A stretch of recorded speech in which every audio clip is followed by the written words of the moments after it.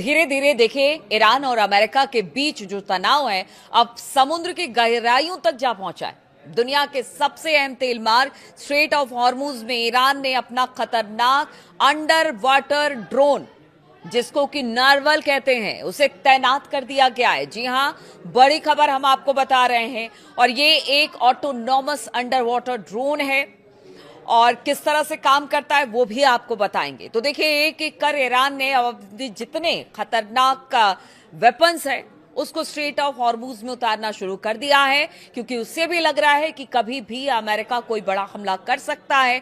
मैंने मक्खी फ्लीट की बात की थी, डॉल्फिन पनडुब्बियों की बात की थी और अब ये ड्रोन भी सामने आ रहा है। जहां IRGC ने संकेत दिए हैं कि एक चुपचाप हमला करने वाला हथियार है और ये हथियार पारंपरिक नौसैनिक युद्ध की परिभाषा बदल देगा। यानी जितने युद्ध अब तक हुए हैं उसमें ये गेम चेंजर साबित होगा।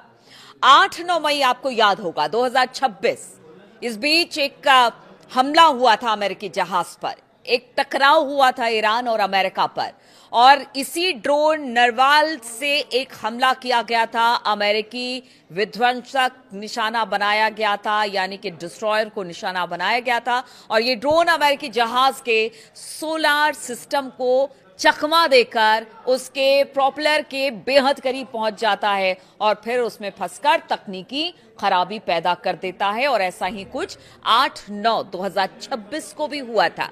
इसमें अमेरिकी विध्वंसक को काफी ज्यादा नुकसान पहुंचा था। अमेरिकी सेंट्रल कमांड यानी सेंटकॉम के मुताबिक वे अब ईरानी UUVs का मुकाबला करने के लिए खास माइन क्लियरेंस और ड्रोन हंटर सिस्टम को तैनात कर रहे हैं। तो देखिए, तैयारी दोनों तरफ से है, लेकिन इस बार जो ड्रोन ईरान ने लगाया है स्ट्रेट ऑफ हॉर्मुज में, वो बता रहा है कि वो गेम चेंजर होगा और अमेरिका के बड़े बड़े डिस्ट्रॉयर खड़े रह जाएंगे और उनको बहुत नुकसान ये ड्रोन पहुंचाने वाला है। ऐसे में अगर स्ट्रेट ऑफ हॉर्मुज में लड़ाई होती है तो ईरान अब धीरे धीरे आगे बढ़ रहा है कि अब लड़ाई तो स्ट्रेट ऑफ हॉर्मुज में होकर रहेगी, मान के चला जा रहा है। हालांकि अमेरिका भी अपनी तरफ से पूरी कोशिश कर रहा है, महाशक्ति है तो कोशिश तो करेगा ही। देखिए, कुछ इस ड्रोन की खासियत आपको बताते हैं। ये चुपचाप ऑपरेशन करता है, यानी कि ये जो ड्रोन है वो लिथियम आयन बैटरी से चलता है, जिसमें इंजन का शोर ना के बराबर होता है और इसकी वजह से अमेरिकी नेवी के जो बड़े बड़े सोनार है उसे पकड़ पाने में विफल रहते हैं, यानी अक्षम रहते हैं, वो नहीं पकड़ पाते इस ड्रोन की, इतनी कम इसकी आवाज होती है। AI पावर्ड है। इन ड्रोन में सिलेक्टिव टारगेटिंग क्षमता है, यानी कि सिविलियन टैंकर को छोड़कर मिलिट्री वेसल और डिस्ट्रॉयर्स को टारगेट करता है ये।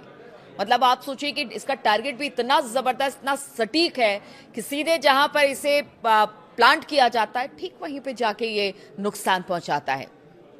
रूस और चीन दोनों की तकनीक का ये कॉम्बो बताया जा रहा है और इसका स्टेल्थ तकनीक और नेविगेशन सिस्टम, रूसी और चीनी इंजीनियरिंग की झलक देखने को मिलती है। देखिए, इसकी झलक तो अगर रूसी नेविगेशन की बात की जाए तो जितने बड़े हमले हुए अमेरिका के अलग अलग सैन्य ठिकानों पर, वहां पर इसी नेविगेशन ने काम किया। अब समझिए कि कितना सटीक है इसका नेविगेशन कि जहां पर टारगेट इस ड्रोन को लेकर फिक्स किया जाएगा वो टारगेट खत्म हो जाएगा, उससे भारी नुकसान दुश्मनों को होगा।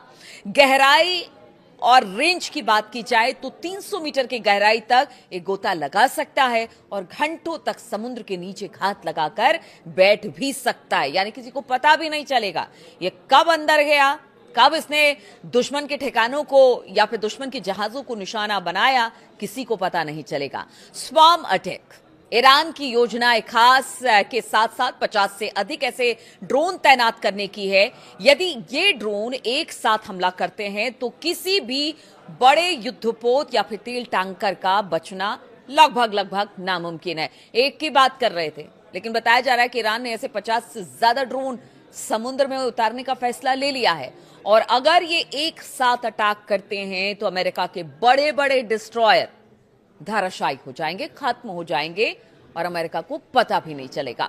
अगर बड़ी संख्या में ऐसे ड्रोन एक साथ हमला करे तो फिर बड़े युद्धपोत और तेल टैंकर के लिए खतरा कई गुना बढ़ सकता है।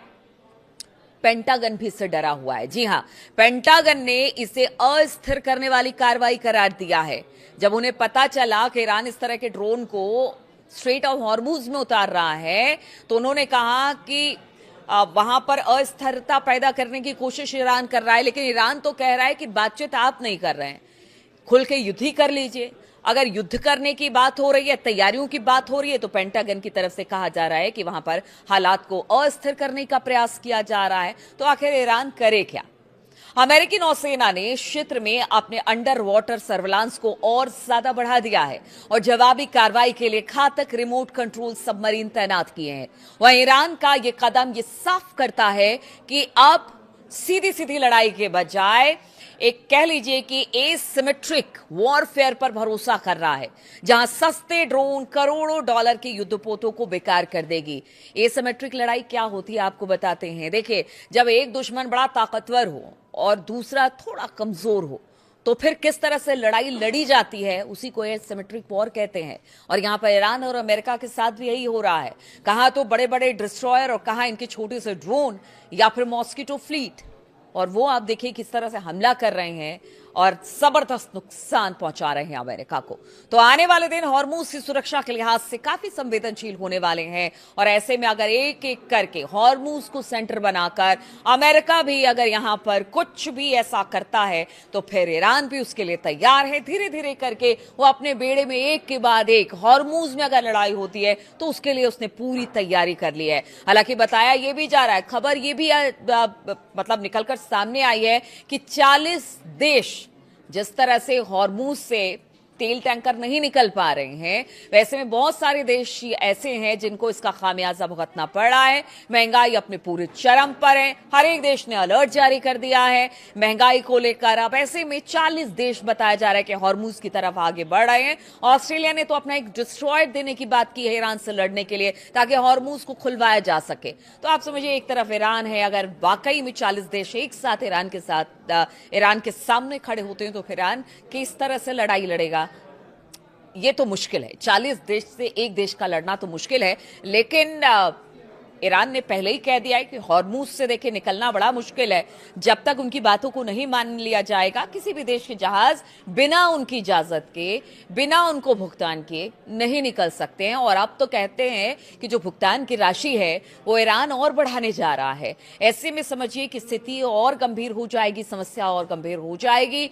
तो अब ईरान की तरफ से भी तैयारी है, लेकिन जो 40 देश की बात हो रही है कि वो 40 देश अब ईरान के खिलाफ लड़ने को हॉर्मुज में तैयार दिखाई दे रहे हैं, वो भी ईरान के लिए अच्छी खबर नहीं है। लेकिन स्ट्रेट ऑफ हॉर्मुज में ईरान की लड़ाई और ईरान का वर्चस्व अगर कायम रखना है, तो फिर उसे अपने जो फ्लीट है, या कह लीजिए कि जो जंगी जहाज हैं या उसके वेपन्स हैं, उसको बढ़ाने की जरूरत है। इसी में ये ड्रोन सामने आया है कि किस तरह से ये ड्रोन बड़े से बड़े जहाज को डिस्ट्रॉय कर सकता है। वो सिर्फ अमेरिका नहीं, अगर 40 देशों में अगर ऑस्ट्रेलिया का डिस्ट्रॉयर भी वहां पर पहुंच रहा है या जहाज पहुंच रहा है, तो उसको भी निशाना बनाया जा सकता है। क्योंकि ईरान ने कह दिया है कि किसी को नहीं छोड़ा जाएगा जब तक उनकी बात नहीं मान ली जाती है। तो अब देखना होगा कि क्या बातचीत का कोई रास्ता निकलता है, या आने वाले 1-2 दिन में कोई बड़ा हमला हो सकता है हॉर्मुज में, ईरान पर या कहीं और। इस पर हमारी नजर बनी रहेगी। बहुत बहुत शुक्रिया मेरे साथ इस वीडियो में शामिल होने के लिए।